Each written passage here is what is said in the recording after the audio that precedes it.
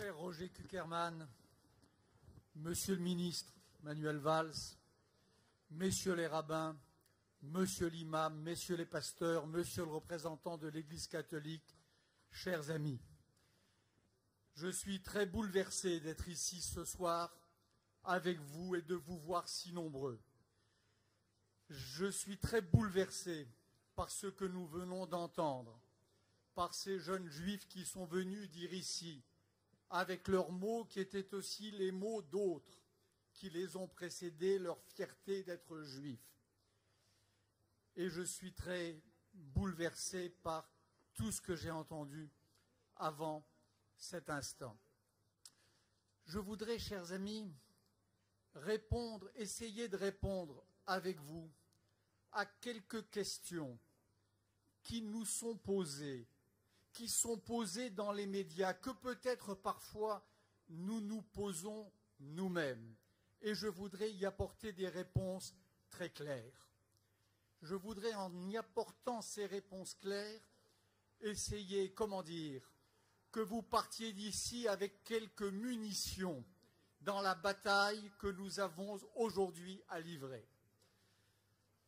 Première question. Est-ce qu'il est vrai que l'antisémitisme progresse?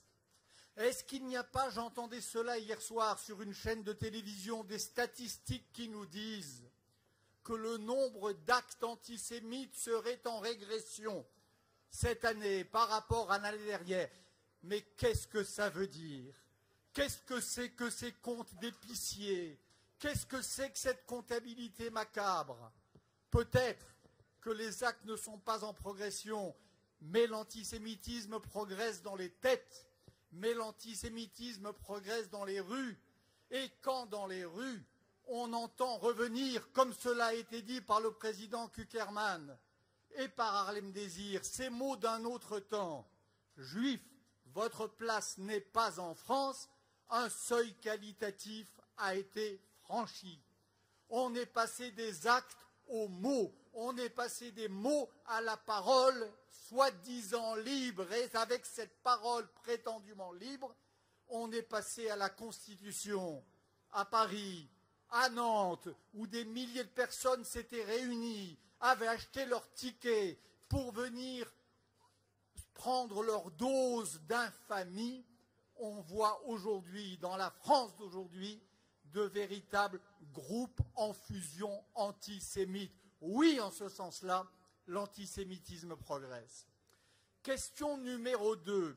Est-ce qu'il faut vraiment en parler? Est-ce qu'en en parlant, on ne lui fait pas la publicité? Est-ce que nous n'en faisons pas trop? Nous, juifs, nous, français et nous, démocrates. Cette question est extraordinaire.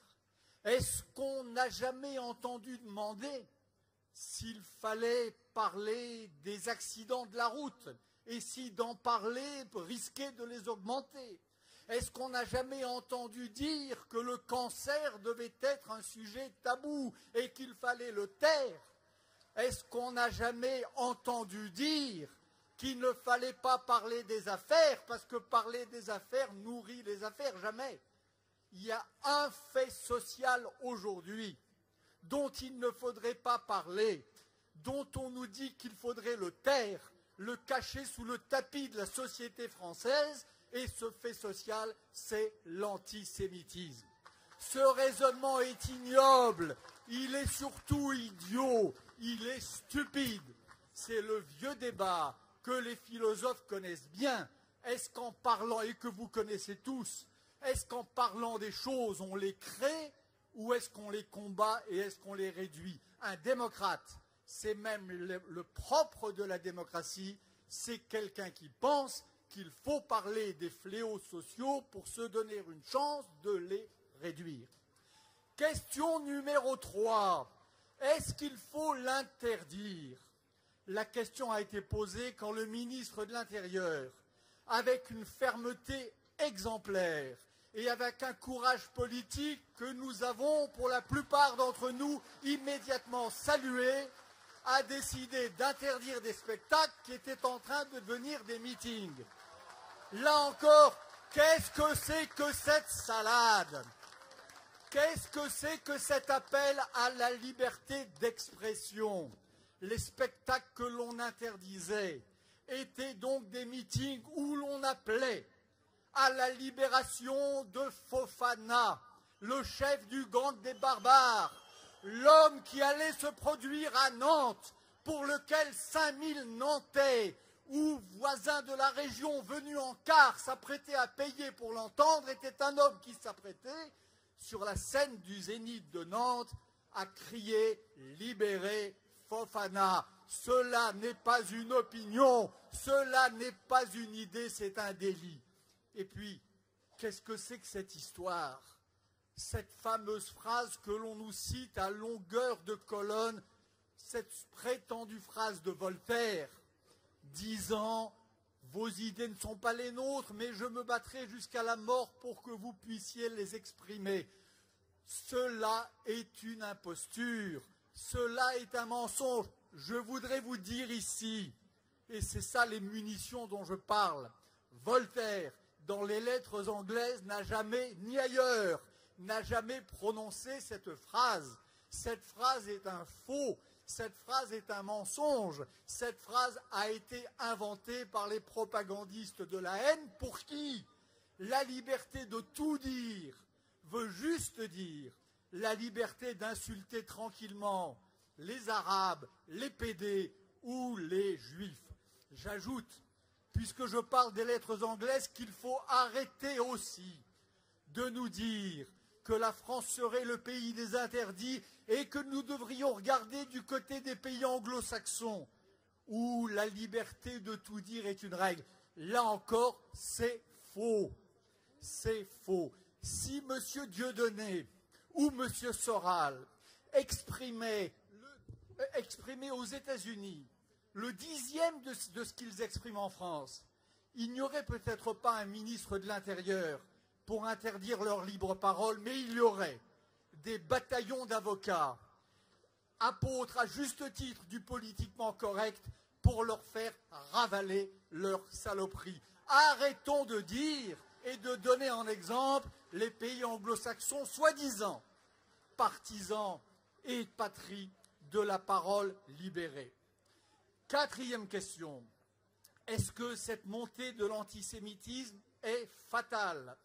Est-ce que nous devrions livrer cette bataille avec le sentiment qu'elle est perdue d'avance? Je ne le crois pas. Pas seulement parce que je ne veux pas le croire, pas seulement parce que j'ai un tempérament batailleur, mais parce que l'histoire dit, et l'histoire de France en particulier, que quand on veut, on peut. Après tout, il y avait des crimes en France qui étaient des crimes ordinaires, contre lesquels on avait l'impression que l'on ne pouvait, qu'il ne fallait rien faire.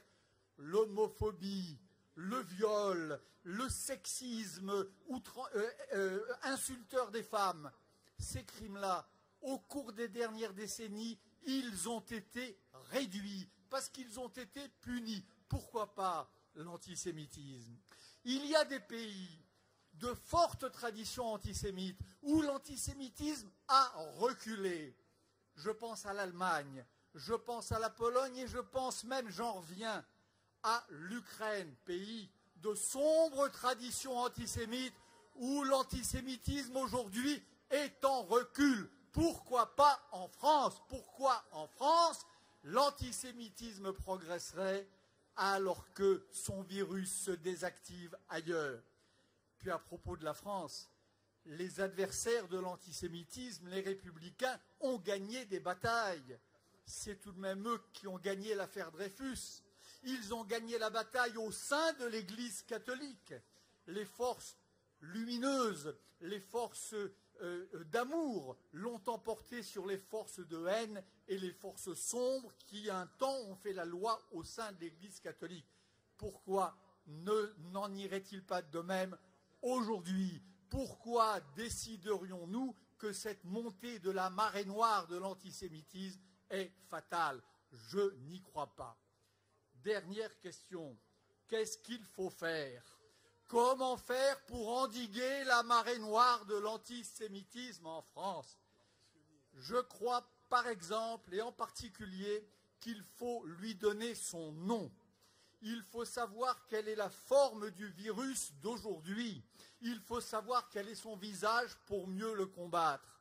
Je vous disais à l'instant que le vieil antisémitisme catholique, qui a si longtemps dominé, est aujourd'hui marginalisé. L'antisémitisme raciste traditionnel est probablement marginalisé aujourd'hui.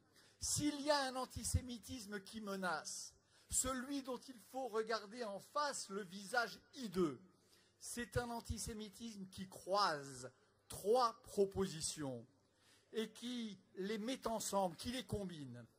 L'antisionisme, premièrement, c'est-à-dire les Juifs sont les soutiens d'un État illégitime.